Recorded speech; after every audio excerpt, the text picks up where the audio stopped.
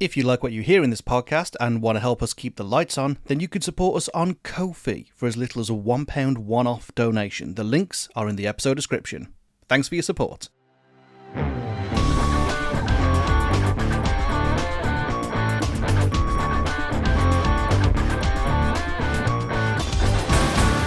This is Skip, the podcast where we tell you, in our opinion, which albums are truly unskippable and which ones belong in the skip. I'm Mike. And I'm Caroline. And this week, it's not Rob, it's weird, I know, just go with it.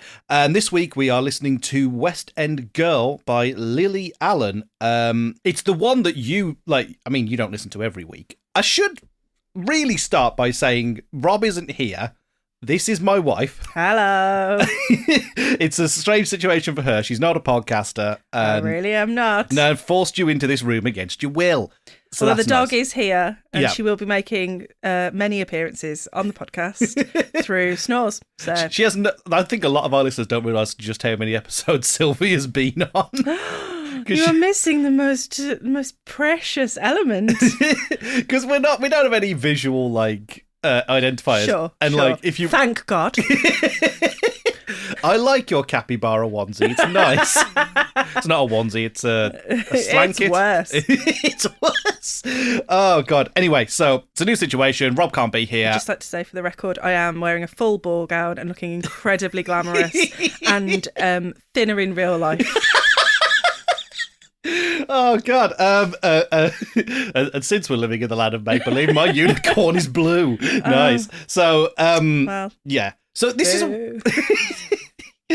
a weird one, right? Because normally people send in, you know how the show works. People send in the albums. Sure do. We listen to it. I witter on to you at length about my thoughts on it, and then I come in here and shout them at Rob. We know how that works.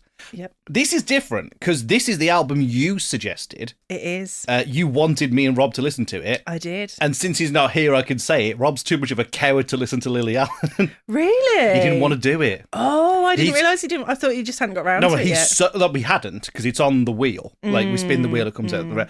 But he didn't want to do it. Salacious, I know. I hadn't realised. He's so happy that we're doing this so that he doesn't have to listen to Lily Allen now. Oh. Which means I hold all the power. Yeah, so it's slightly different format, because normally it's like me and Rob kind of talk it through and then we come to a consensus. This time, I think we know your consent. Actually, no, do we? Do we know your consensus going in? I thought you should do it because I think it is. I can say this up front. I'm afraid I do think it is unskippable. I am a Lily Allen fan, but that doesn't mean that I have listened all the way through to every single album. You know, I don't regularly put her albums on in full every time. I think what makes it uniquely unskippable is that you kind of have to listen to the whole thing. Yeah. It is a start to finish roller coaster, really, of kind of thing after thing. And that's why you wanted me and Rob to cover it. Yeah, I truly thought I was suggesting an unskippable album that's almost got that kind of car crash to it where you can't look away. It's like, oh, again and again, and another kind of hit. Yeah. And the first time I listened to it, I thought, I'm never going to listen to this through again because it was such a tough listen. Yeah. There's so much pain in this album, but I think that's what makes it unskippable, because I think you have to do it. You have to sort of listen to this person's catharsis about this trauma, and it's relatable because there's so many people that go through a version of this. Yeah.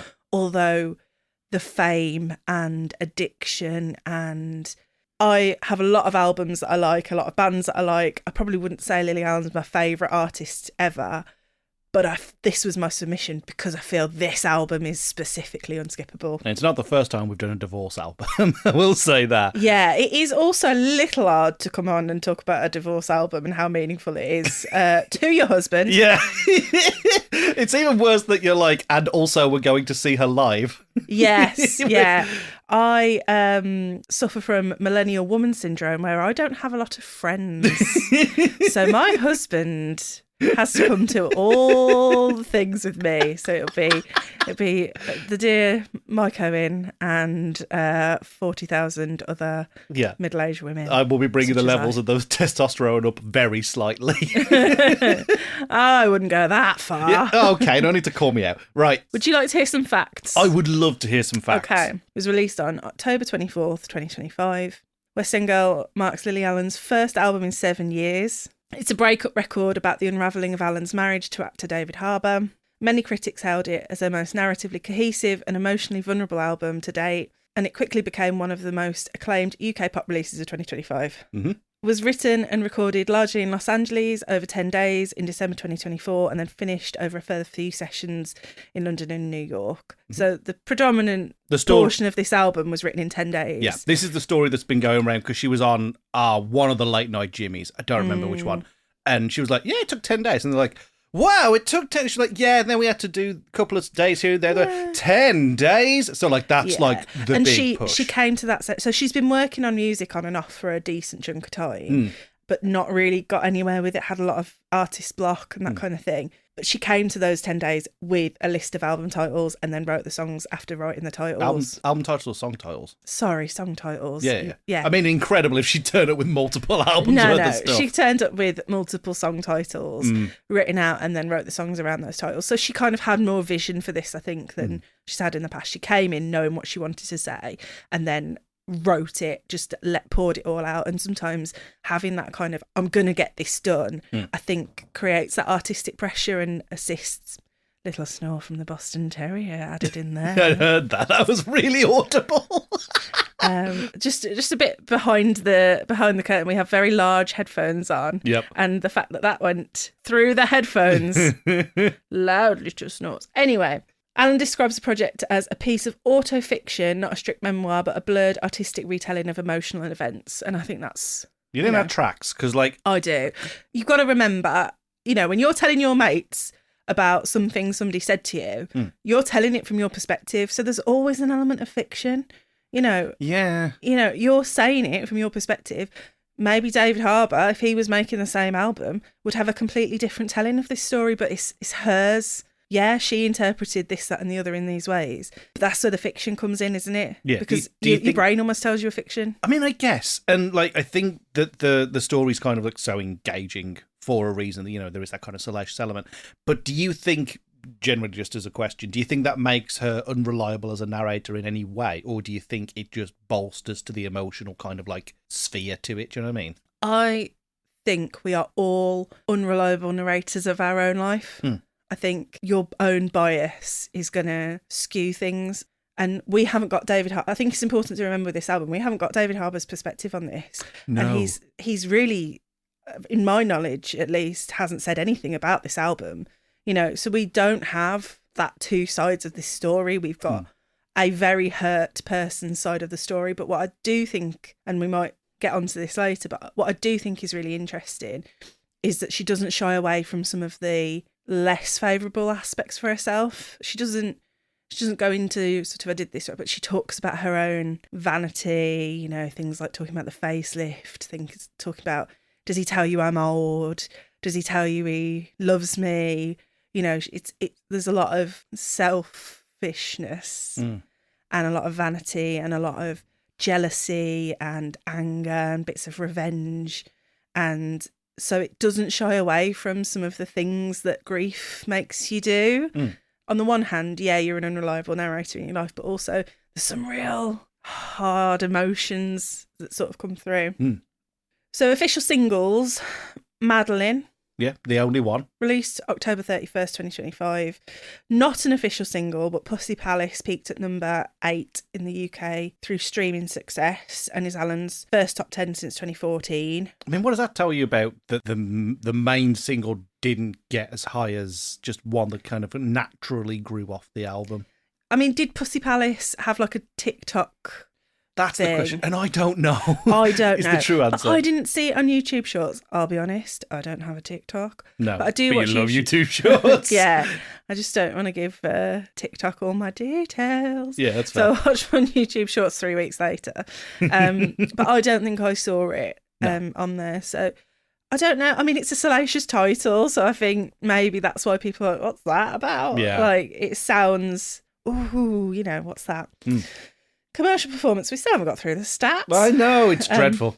Commercial performance, number 2 in the UK albums chart, certified silver, 60,000 plus units, top 10 in Australia, Ireland and New Zealand, nominated for British Album of the Year at the Brit Awards, and in the US it debuted at 118 on the Billboard 200, her first appearance there since 2018. Which kind of is bolstered by being invited onto the late night Jimmys and what have you. Yeah, like, yeah. The publicity that's coming out of this, it kind of feels like the big revitalisation of a career that kind of felt dead past 2010 and never really cracked America. No, well, I have an interesting story about that if you'd like to hear it. I would, that'd be great. Lily Allen was set to do a massive US tour, early on in her career. Well, like the All Right Still kind of days. Yeah, I think so. She was sort of about to break America. And she told this story on her podcast, Miss Me, so this is me repeating something that is very much out in the world. Yeah. I don't personally know Lily Allen, obviously. But she was about to break America and she got to the USA Customs and was asked, have you ever taken any illegal substances? And she said yes, and was refused entry and had to cancel the tour. And she didn't make it big in America, and that's touched upon in this album, and she definitely talks about it in her podcast, Miss Me, where she's not recognised in the United States.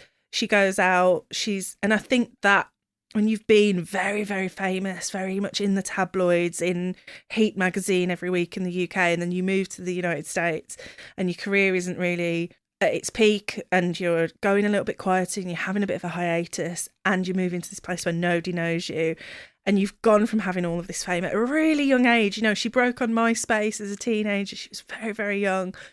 And to come through that and then to go, it's all gone and nobody knows me and I can walk down the street and go on the train and go into Starbucks and no one recognises me, that creates sort of impact on your psyche that she conveys in this album, when she's talking about Madeline and she's asking him who she is and she goes, is she famous? Is she famous? And she asks it repeatedly as if that is something to kind of check. There's a lot of complicated psyche around addiction, romantic relationships and all these things in this album. Critics praise this album for lyrical honesty and emotional clarity. Its blend of autofiction and autobiography, the warm, vintage-leaning production, musically uses bossa nova, soft pop and subtle strings, and Alan's sharp diaristic storytelling. Just a couple of ratings here. Enemy gave it 4 out of 5. Rolling Stone, obviously US publication, also gave it 4 out of 5. The Independent, UK, 5 out of 5. The Guardian, 4 out of 5. Daily Telegraph, again, the UK version, 4 out of 5. All Music, 3.5 out of 5. Clash, haven't read it, 8 out of 10. And The Line of Best Fit, which has also weirdly come up as one of the recommended publications every time we do the ratings, also gave it 8 out of 10. Realistically, nothing below average. It's all kind of above average to perfect. It's interesting because you had that first listen experience and you said that might not be a repeat. Did you go back and listen to it in full again after that first listen, or have you been going selectively since? I've listened to it all the way through many times. So I sat down to listen to it almost like a film or like reading a book. I was so kind of reeling from it that I had to put it down. I had to not listen to it for probably a month, I think. And then I found myself going back to it, and I press play on West End Girl and I listen through to it, and then at some point I start noticing, this isn't on that album. this is another this is another Lily Allen song that I like. Victim of the autoplay. Yeah, I listen to it all the way through and then suddenly I go, we're listening to Chinese, or we're listening to Friday Night, and I go, okay, album finished. So yeah, I do. I listen to it all the way through. I have songs that I like more, but I love the flow of it. I think it tells a story. It's quite start to finish, but it really does tell you all those different sides of grief. Top line, before we get into best tracks, worst tracks, I think the narrative's absolutely clear. You get the very, very thin momentary veneer of everything's happy and great, and then it breaks on the second half of the opening track, and from there, like you say, it's back and forth in terms of, I guess, moving through the 5 stages of grief, but not doing it in a straight linear path. Which isn't how anybody grieves. No, Nobody grieves no. in a linear path. No. If you needed to split it into two halves, you could kind of go, the first half is the tumbling down, the paranoia, the kind of like self-deprecation, and the back half is the acceptance, the moving on, the kind of relinquishing of all kind of the responsibility, I think you get a lot of that towards the end, where it's like, none of this has been about me the whole time, despite the fact that I've been wondering what's wrong with me, what I could have done better. Actually, I'm not invalid as a person. I had needs. You ignored them. And all of this fucking circus has got shit all to do with what I've done and everything to do with what you've done. So you own it. Bye-bye. I think that makes the narrative quite resolute. It's really, it like you say, car crash might be the words for it. It's engaging, but Christ, you're not happy about it. Yeah, and that's the thing. This is why I wanted you and Rob to do it on the podcast, really, because you can't put it down. No. You're sort of listening to it and you go, oh my God, there's another thing. Yeah. Oh my God, another bag of butt plugs. Like, oh my God, another thing, another woman. Title of my autobiography, Another Bag of Blood. But you know what I mean? Like, you just go, it just hits you in waves of kind of realisation. Like, he did that as well. You know, he went away for weeks at a time and left the kids, you know, and Dad's home for the first time in weeks. You know, I can't bear to be just thing after thing after thing after thing. And I think it tells the narrative so well. You are right there with Lily Allen in this album. I still think there's kind of like bits where it's not entirely clear solely through the music just what went down. I hadn't twigged. The reason he'd been gone for weeks was that I've gone, it's David Harbour, he was filming shit. Not, he hasn't turned up in wigs because he was with the other woman.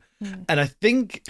Well, I don't know. That's left ambiguous, isn't it? I suppose so. And if you're Lily Allen in that circumstance, you don't really know. Because he had a property in Georgia. Yeah, true. So you don't know. How would you ever... And this is what she's talking about throughout the whole thing. How can she trust him? How does she know whether he was filming on Stranger Things or whether he was holed up with a woman for 3 weeks?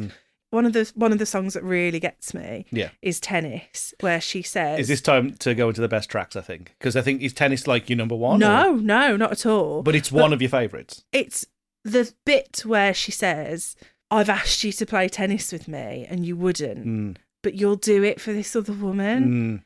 And the heartbreak of that just is so evocative. Like, you do it for this person that you told me you swore to me you would have no emotional connections outside of this marriage, despite opening it up. You told me you wouldn't, and yet you'll go and you'll play tennis with this woman and you won't play with me. And that is so heartbreaking. It's painful. You know, all he's actually done is played tennis with another woman. If that was any other circumstance, you'd be like, doesn't matter. But the way she tells it and the way she sings it is heartbreaking. You're like devastated. He played tennis with Madeline and you feel this pain. And for an artist to get that across so well, I think is extremely clever. But Tennis isn't my favourite song on the album. That's surprising. It's just an element that I was like, oh. It's weird because I think Tennis into Madeline is one of my favourite moments on the album. Yeah. Like that as an encapsulate, because it's already going like, we're already in the realms of paranoia, and then and then you show me a photo and swiped your phone back as quick as possible, and then I went through all of your texts. Like it's just in a moment, you've gone like tension, mad thing to do, and then oh no, the emotional climb down from there. Like, but you understand why. You get it, yeah. And so, like, this is what I mean when I was saying, like, she doesn't shy away from saying, I went through all of his texts, I went through his phone, I went through his bedside drawer, you know, and she regrets it. Yeah, if you thought your husband was cheating on you and he swiped the phone back, you're telling me you wouldn't have a little look at them texts? Like, I think that's quite universal. Like, and this is why it's weird having this conversation with you, because like obviously I've never looked at your text. Yeah, I don't go through your phone. We have to frame this whole discussion around the fact that this is a very happy marriage, a very open marriage. Half the time we can't find our fucking phones. Never mind go through them. Yeah, like I would. And actually, we've both got our fingerprints on each other's phones. Yep. We're very open with the phones. That's not for everybody, but it's for us. Yeah, so mainly because like there's always convenience. You've got information on your phone that I need, frankly. Like you have all like the lists and shit that I need, and I'm like, I don't know what I'm doing. Like it's on my phone, so like yeah. So I've never felt any requirement to look at your phone in any real capacity. Nah. If you told me you were sleeping with other women, you'd snatch the phone back. You'd been away for weeks at a time and were being fucking weird about it. I can't say that in my late at night moment worrying about, in that sort of monkey brain side of yourself, you wouldn't go, I've got to know, I've got to do it. But it kind of fits. It's relatable. It is. And it fits into the theme. Every track seems to have like this bit of like, do you remember when you did like verbatim theatre? By the way, we both worked in the arts.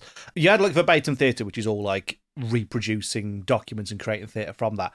Every track seems to have something like an action or a phrase that David Harbour is alleged to have said or done that seems to make the core of that song.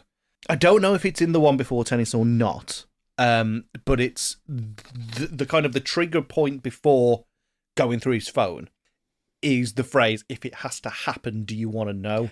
Oh, heartbreaking. Yeah. I don't like that track, and we'll get into that later on. But it's like devastating. That trigger is like, oh, fucking come on, dude. Like he's not stabbing you in the back; he's stabbing you in the front several times. Oh, the pain of that. Yeah. And if it has to happen, fuck you, dude. And that song, the repetition. So that's ruminating, isn't it? Yeah, it's ruminating. So that song, it sounds like staying up late at night, and every line just is over and over. If it has to happen, baby, do you want to know? And she repeats it. And what a line, what a fucking line, It feels like unraveling when you're trying to go to sleep and you're lying awake and it feels like a descent into madness. It's the kind of thing where like, and I hope I'm not exposing you here, is like when you find something annoying or like personally aggrieving, you will go, I'm so mad at that. I can't believe they said that. I'm so mad at that. You're not doing this like 2:00 in the afternoon, halfway through a sandwich. You're doing this at night when you've nothing else to think about. And I think we're all guilty of it, but it's a very good representation of that kind of. I've related a lot to that song. And again, very happily married. So like, I don't relate in that way, but I relate in the way of you just go over and over and over something. And it just, you can't break a cycle of going, I can't believe it. I can't believe this happened. Because it's almost like you feel as though if you can just look at it long enough, you can unpick it and make it different. And it's never going to be different. And you know it's not going to be different, but you feel like you just want it to be different. That song, and I know what you're going to say about the vocal distortion. Well, we'll keep all that for the worst tracks on the album, because I don't know if you will have a worst, but I fucking do. But the distortion is your brain distorting. We're not keeping it for the end of the. So, I get it. Like, okay. So this is why I think this track is very, very strong, because I think it feels like a descent into madness. It feels like the Yellow Wallpaper. It feels like that kind of unraveling, that kind of spiraling, that kind of downward trajectory, that your brain skewing things and pulling things in and out of reality and focus, and what her real voice sounds like, what her vocal distortion sounds like. And I think it's in that song, it is creatively relevant to have that vocal distortion. I did make a note about that says, I think that it's meant to kind of denote an internal kind of emotional mania. It's distorting because it is, like you say, your brain spiraling. You're not thinking straight. This isn't you, but it is very much you trying to construct a truth. My problem with it is that I fucking hate it. And it's like, it's the Charlie XCX thing, right? I think Liliana especially is a much more confident vocal performer. And I think if she was doing something out of her comfort range, I think adding a distortion to it would kind of tonally make it a bit more manic, and I think that would be interesting. What I think it does here is mask the power that Liliana has in her vocals. Is she's gentle but sharp. She can hold, when she sings other people's songs. Yeah. She can hold a tune. She's a very talented singer. But her music is very kind of like jabby And it's playful, but it's also very like sharp-tongued. And I think that's her lyrical style more than it is her vocal style. Yeah. So like, when she sings other people's songs, it's very strong, like song-wise, so singing-wise. So she's vocally great, but her writing style is so on the nose. You know, she doesn't speak entirely in riddles and metaphors. She gets across what she's saying. And you get that. And I really wish it wasn't hidden behind this kind of like really like staccato modulation. I don't think it works for Charlie XCX. I don't think it works well for Lily Allen. I just think it's used by lesser artists to mask your inability to get your art across, in my opinion.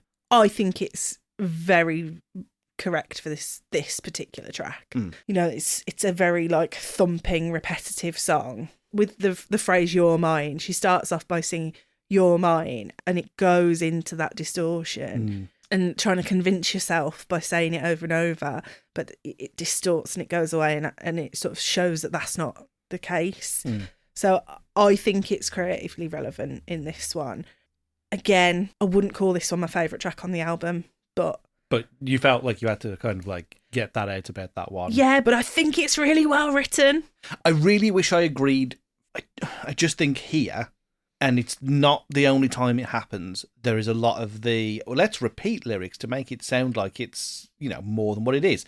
And there is an element of padding there. You're mine, you're mine, you're mine, you're mine. Like, I get it. That's about the only bit where it works. The song is called Ruminating. I know, but then I don't need to hear the title of the track 8 times over in a row. I think the spiral and like you say, the weird modulation on the phrase "you're mine" after saying she with you, is she on top of you, what are you doing to her, and all that, the kind of the death loop kind of being on the words "you're mine," that makes sense. It's that she does all that repetition on other lyrics in the same song, and it just feels like we had a 1-minute song idea that we've stretched to 3 minutes. It's not the only time it happens on the record. But the repeating, "if it has to happen, baby, do you want to know?" Oh yeah, no, that's from this, isn't it? Yeah. That's that you are gonna go out, like you are gonna hear that in your mind forever. And the fact that, like, the story behind that is, according to the narrative of the album, we don't know whether it's true, he rung her up while she was in London and went, "I'm off to shag some other woman. If anything happens, do you need me to tell you?" And you're like, fucking what, lad? Yeah. So he phones her up and says, "I think we should have an open marriage." The story of the album is saying, "You aren't sexually meeting my needs and I need to step outside this marriage. And I'm telling you about it so you can't be mad." I accept that musically, like, it doesn't have to be a song you like listening to. It's not a song I'm putting on because I want to listen to it, but I think it's really good. If I saw the, like, visual equivalent of this in an art gallery, I'd be like, I'm really impressed with this artist and what they've managed to get across. All of that said, we've said about tennis, we've said about ruminating, and we still haven't got to your favourite one on the album. Oh, that's tough. I think there's probably 2 songs that are, like, songs that I enjoy listening to. I don't enjoy listening to any of them. No, the ones that you put on the most, I guess, probably would de facto be your favourites. I really enjoy the music of non-monogamy, which I hate as a title and think is an incredibly cringy term. But that kind of slightly sort of ragga, catchy, a little bit dance hall-y. I think it's a bop. And it's a bop about something so bleak and so sad. And Dallas Major, I think, is another one. As you can tell, I like upbeat poppy songs. So there is that side of it. But I think with Dallas Major, it's like clever and witty and funny and flirty. And that's all a persona of somebody incredibly crushed. Yeah. Going on Tinder, and one thing I've kind of made a mental note to mention is some of the slightly clunky rhymes. So this is a woman who can write a well-written, clever song, and I think when she uses a clunky rhyme, it elevates that thing. So now I'm on Tinder, more of a hinder. Writing it clunky, I feel like is deliberate to kind of emphasize because it's almost out of place for her. And those are 2 of the ones that I find myself listening to, but like they're all pretty stark listens. Yeah, I'm not going to be able to say this title right the first time. Let's give it a go. Non-monogamy Jesus, I did it. Yeah, it's ragga, it's dancehall. Specialist Moss is the guy who's on there. And, like, I'll be real, I have no idea what his additional voice adds to the narrative, but it's nice to listen to. It is a vibe, you are true. That, especially in Alan's vocal bit, pulls from her older work more than anything else. I feel like this is the least kind of forward-looking track on the album. Not to say I didn't enjoy it, it's a vibe, but, like, it works because it's talking about rebuilding that romantic life, so it would kind of make sense to make it slightly more nostalgic to her older work. And so the da kind of feels like a melody that I would have almost certainly heard from Lily Allen's work before this. It's not new territory for her, and that is not a criticism. That is absolutely a compliment, because I think it works. I think it's the build yourself back up, and it's the start of, that's the 9th track out of 14. So it's like, it's firmly in the gonna turn this around and start thinking about what I need and what I want, as opposed to the self-destructive kind of first half where it's very introspective. This is, I might not like what I'm doing, but I'm going to go out and rebuild it from the ground up. Try and find a way through it. You know, I'm trying to be open. Because she says that in Dallas Major, doesn't she? Though I'm trying to be open. I'm a mother to teenage boys. She says that in Non-Monogamy as well. I didn't know whether that was meant to be like, just so you know, I'm kind of a bit of a wet blanket and a carpet of a person, or whether that was, even in the reinvention, is still turning back to David Harbour and going, but we could make this work. Like, yeah. Well, non-monogamy. She's trying non-monogamy. She's trying to... So that's the point. She's going on the Tinder apps to go, all right, let's see it from your perspective, and fucking hates it. He said, oh, well, you can go off with other people as well. And the whole album, I feel like she's going, okay, this is what we're doing. I have to get on board. Going on Tinder dates, and she's going, I hope he looks better than his picture. I hope that, you know, but really all she wants is her husband. She just wants... I think there's other songs on this album where she talks about her addictions and things, where she's almost addicted to him. You're harming me, but I need you. And she talks about it. There's another song. There's another song where she talks about, I need a drink, I need a Valium. Relapse. Yeah. So many points of addiction in her life. You know, it's not the drink, it's not the drugs, it's not the man, it's not any of it. It's these cycles of running towards the things that harm you and, you know, not having that self-preservation in that way. It's, you know, very artistically rendered throughout. I also hate Relapse, but we'll come on to that later on.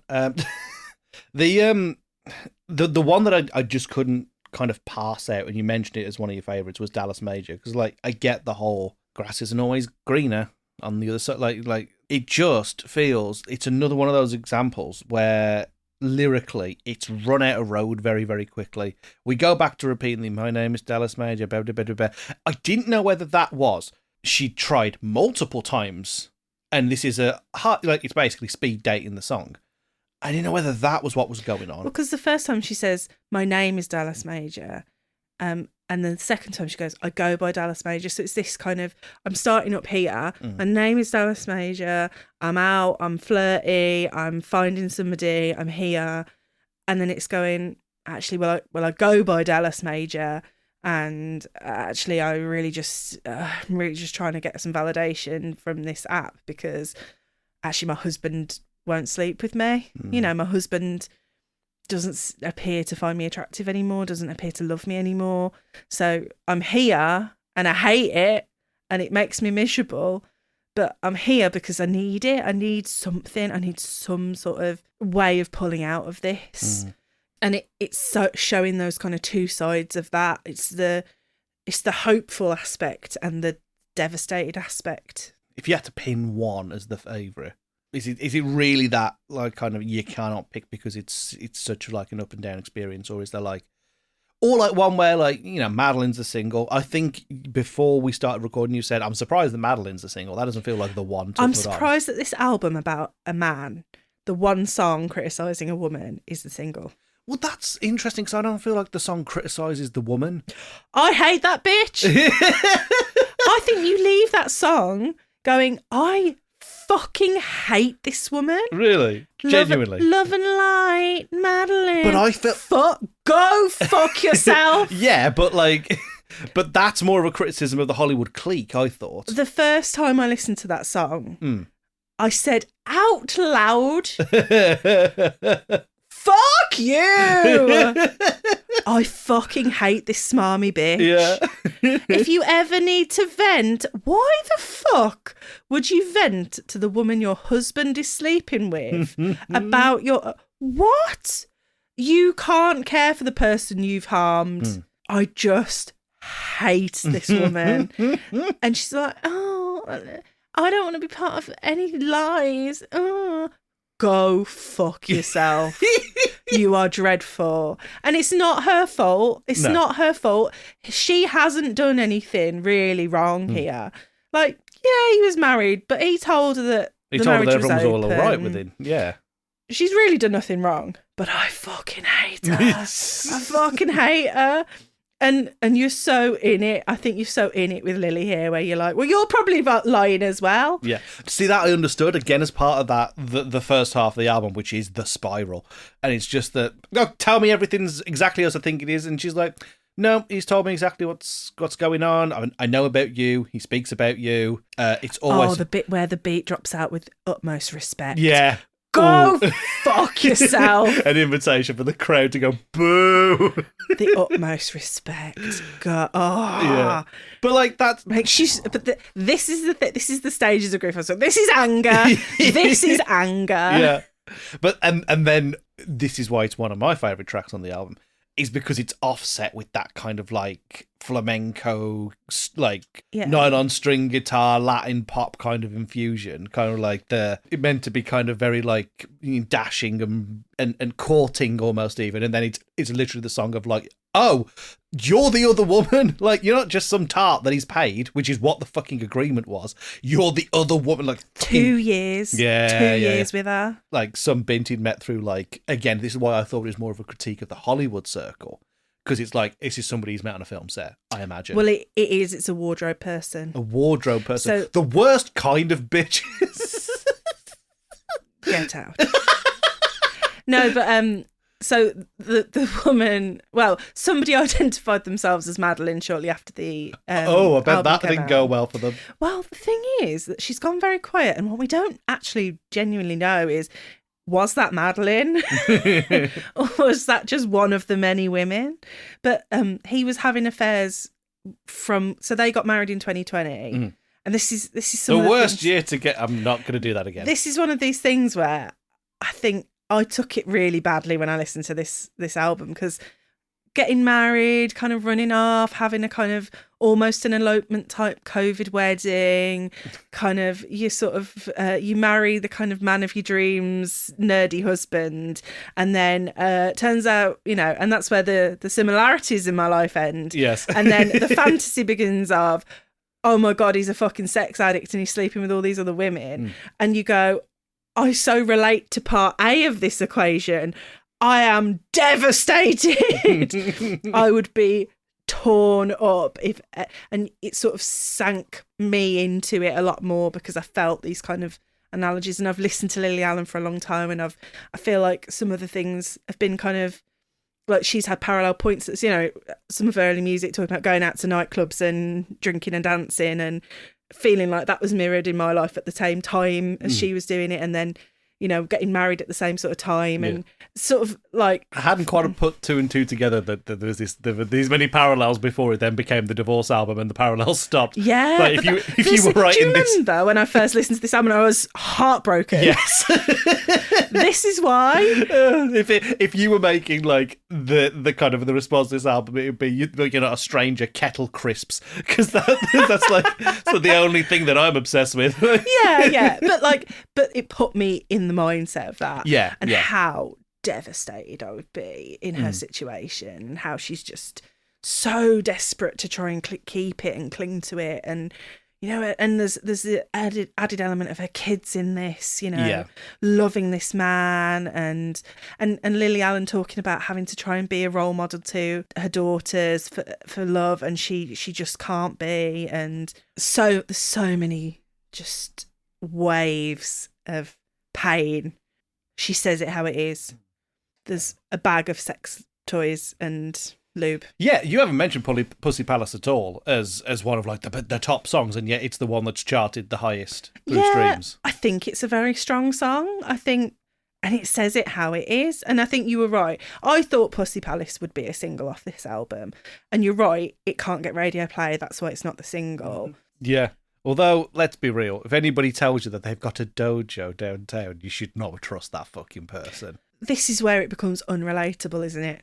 And I guess this is where the autofiction comes into it and what have you. He has multiple apartments. Well, he must have had some kind of space to train physically, because obviously he's in Marvel movies, which has got to be a fucking PR nightmare That's what for they Marvel. make gyms for, I believe. Yeah, but no, I've got a dojo downtown. He's got an apartment in the West Village. They've got a brownstone townhouse in Manhattan. Like, come on, like this is where you're seeing those bits of her actual life. This is their actual life together, but she's not trying to make it an everyman story. She's saying, yeah, we've got multiple apartments, we've got a beautiful house, we've got more money than I know what to do with, and he still fucking shagged another woman, and I'm still in this situation.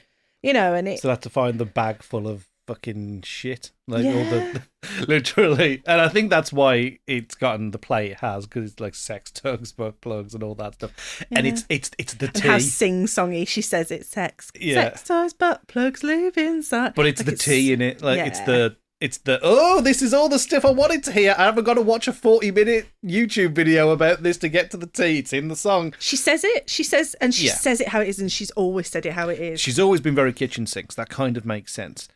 I just think that by this point, you've established the guy's a piece of shit. That this kind of going off and being the viral hit of like, oh my God, did you know? I'm like, if you listen to the album, we've been over this 5 times already. This is not a fucking surprise. But it's a surprise because it's in that apartment. Right, I see, okay. This is the thing. It's thing after thing after thing after thing. He's also got hundreds of other women. He's got a box full of letters of heartbroken women. Yeah, that was the detail. I was like, what the fuck is that? Desperate for him to be better. It's not even just that he's had an emotional affair with one consistent person. It's that he's done that and loads of others. But the one I feel that nobody's talking about, and the one where I was like, we were listening to it. I listened to it the first time in your car, and then it was the bit in Just Enough. And I'm like, I don't think it's a great song. And then completely 180, thinking this is the gem on the record. Why are we here talking about vasectomies? Did you get somebody pregnant? There's been a trend all through the album down to this point when she's in the kind of the death spiral of emotion. And it comes up multiple times. I'm old. I'm not attractive anymore. Yeah. That's why he's gone off. And he doesn't like that I've got kids. And there's this level of you've gone and got somebody else is going to have your baby. It's like, it makes it beyond a pattern. And you can imagine at this point you go, well, this is just fucking personal now. You won't play tennis with me. You despise everything about me, but you want to make somebody else like me. And I'm like, fuck off. This guy's a dick. Yeah. This guy's a fucking dick. That thing of him sat in a clinic with another woman holding her hand through the pregnancy, and you go, oh, it's another jab. It's like she's banging on the window outside going, oh, this is our life, you fucking prick. Like, it's the pain. Pain. And that it's like this whimsical, soft, old Hollywood how she sings ballad. The word vasectomy. Yeah. Vasectomy. I can't mean I am not a singer.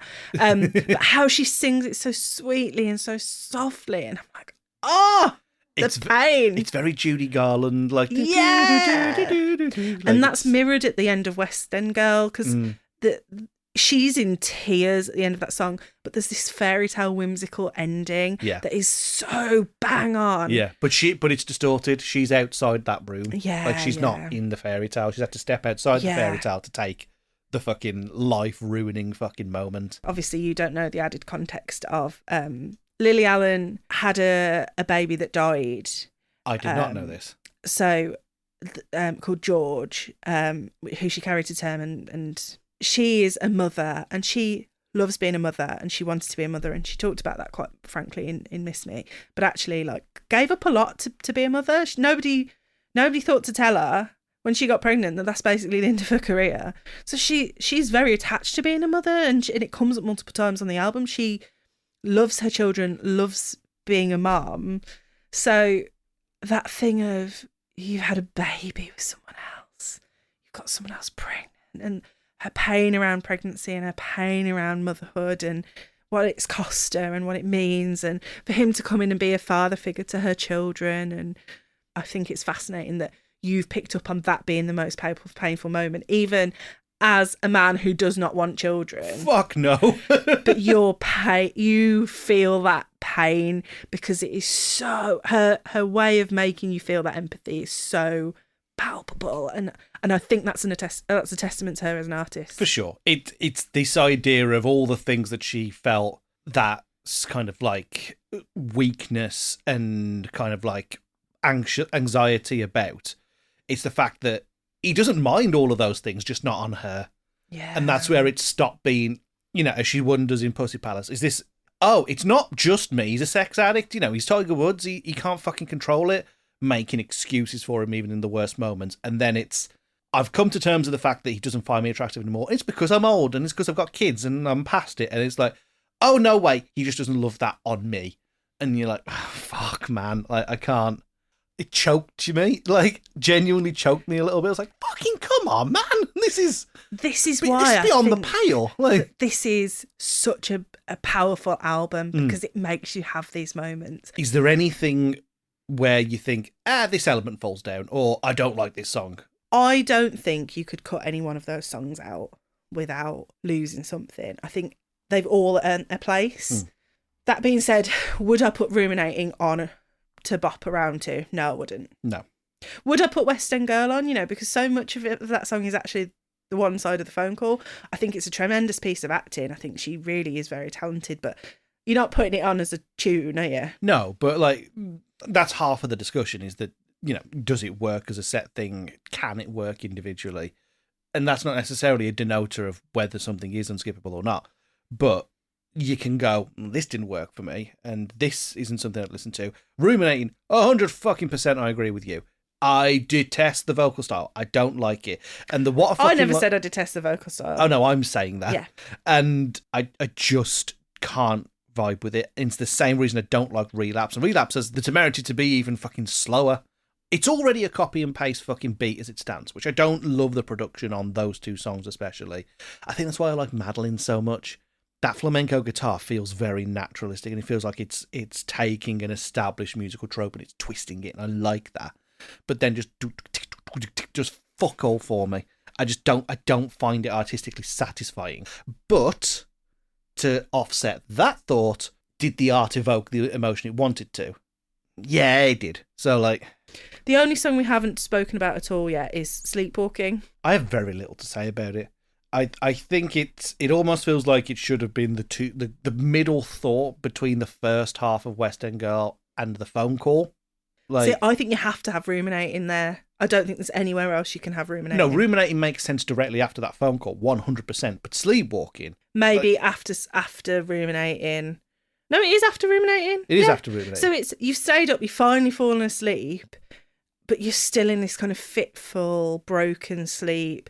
It is very soft.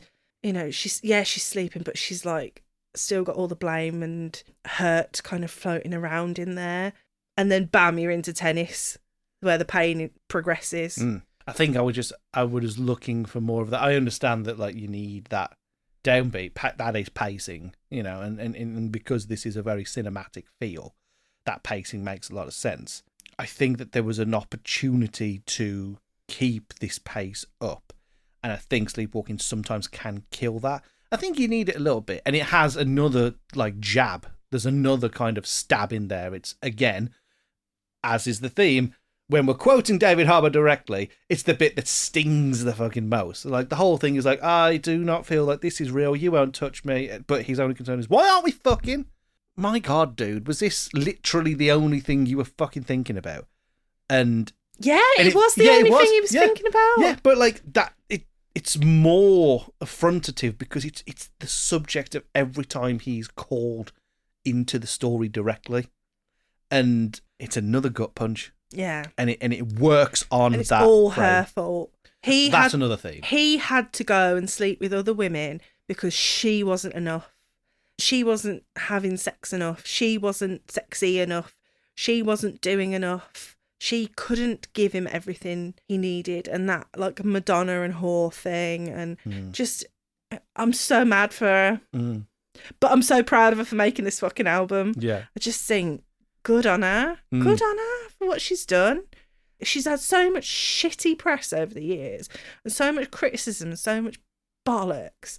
And she's struggled with it all, but managed to find a way through it. And underpinning all of it is that she's extremely talented, both as a singer and as a songwriter, and can write out of fucking nowhere, can write a banging album just in 10 days like that. And you can see why that's the figure that's been kind of like pedestaled.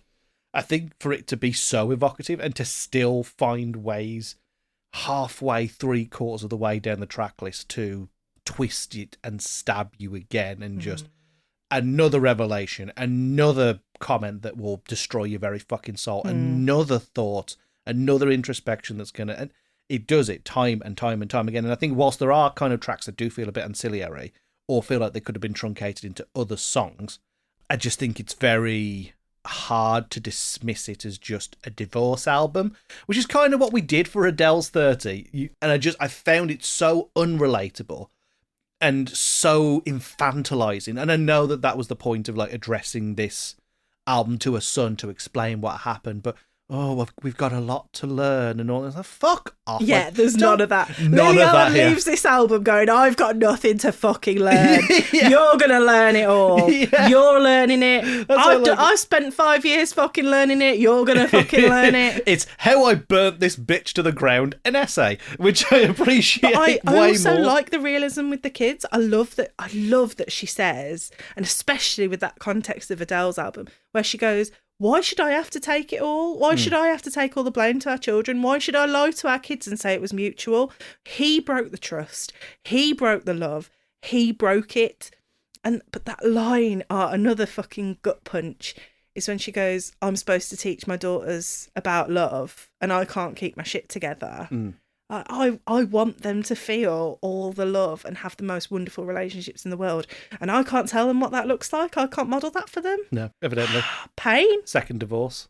It's what makes this album, of the divorce albums I've listened to, which is 2 more than I thought I ever would, the one that is more confronting and visceral is always going to be more interesting. The fact that it is that combative is what makes it entertaining and what means you can get through even the kind of more difficult, I don't want to say lazy, but like what I would consider to be like a misjudgment in the production. And it's really only ever in the production. Lily isn't really the problem here. I think performance wise, I think if you took away all that modulation on some of those tracks, you get a very good raw vocal I still performance. disagree with taking away the modulation and ruminating. I know you do, but we will agree to disagree, and I'll be correct. No. Are we going to fall out about this? It would make sense on the review about the divorce show. And that's the announcement, guys. The script is ending, and so is my marriage. I will see you in the sin bin. No. Yeah, so I Get feel like that bag of butt plugs out of here. I feel like we've kind of plumbed. I feel like the only song we haven't gone into is 4chan Stan, and I have nothing else to say about it other than as a song that dresses down David Harbour, it absolutely works. I'm not sure specifically how it gives 4chan, because it doesn't feel like David Harbour's a right-wing icon or anything like that. The only way I can see it working is that it implies a hatred of women, but I don't believe that David Harbour hates women. I think David Harbour hates success that isn't his own. But he puts down women in that, Yes.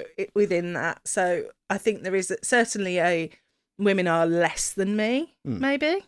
So the song being taking the power back and going, actually, no, you're the sad little fucking you're a pathetic loser. little man, yeah. So it works. So like, I don't really have much to say beyond, yeah, that works. So yeah. like, One thing that's a theme that I find fascinating is at the start, she's kind of like, you're mine, you're my medicator, are you gonna get me down from climbing the walls kind of thing. And there's still a lot of need in the start of the album, and she still is kind of asking him to be with her. And towards the end, she's starting to go, actually, no, you're frankly pathetic and I'm leaving and I'm taking the power back. You took my power and I'm taking it back. I'm acknowledging it and I'm rejecting it, and you're not taking my power. And I think that development over time is one of the arcs of this album, which makes it, in my mind, unskippable. A great kind of lead in there to wrap up. You think it's unskippable. I think that you have to listen to it at least once. And we did this caveat for, well, Rob specifically did this caveat for Florence and the Machine's first album. He said, listen to it through all the way once, and then from there you'll know what your favourite tracks are. I think I would say the same about this, but I wouldn't say it because, then you'll find your favourite tracks.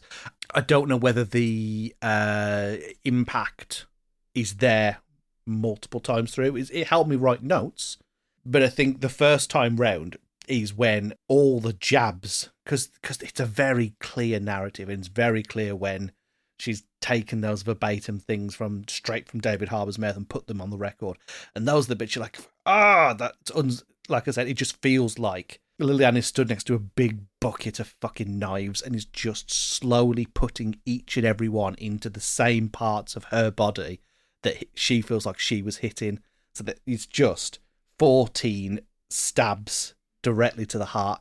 For that reason, it is unskippable at least once. I'm not sure how many, especially blokes, I'm not sure how many people of my specific demographic, I'm not sure how many people are going to get that kind of playtime.